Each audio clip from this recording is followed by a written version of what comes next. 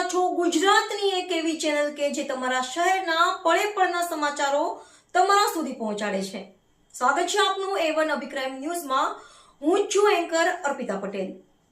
Amreli LCB ટીમે બગસરા શહેરમાંથી ગેરકાયદેસર અનાજનો જથ્થો ઝડપી પાડ્યો હતો. બગસરા શહેરના ડેરી પીપરિયા ચોકડી પાસેથી રિક્ષામાંથી ઘઉં ચોખાનો જથ્થો ઝડપી પાડ્યો.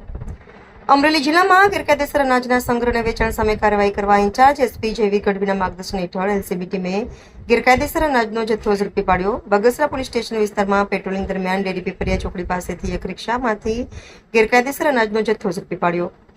અમરેલી એલસીબી પીઆઈ સીપી વાઘેલાને મળેલ બાતમીના આધારે એક વ્યક્તિને રિક્ષામાં શંકાસ્પદ અનાજનો જથ્થો લઈ જતા ઝડપી પાડ્યો.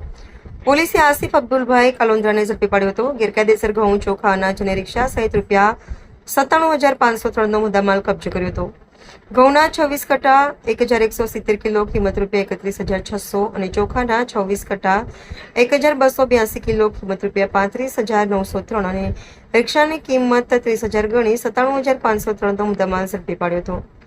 વધુ કાર્યવાહી અર્થે બગસરા મામલતદારશ્રીને સોંપવામાં આવ્યું. અમરેલી એલસીબી ટીમના હરેશસિંહ પરમાર અને આદિત્યભાઈ બાબરિયા સહિત ટીમે ગેરકાયદેસર અનાજનો જથ્થો ઝડપી પાડ્યો હતો. બગસરા પંથકમાં ગેરકાયદેસર અનાજના જથ્થાની હેરાફેરી કરતા ઇસમોમાં ફફડાટ ફેલાયો હતો. રિપોર્ટર સરફરાઝ ખોખર.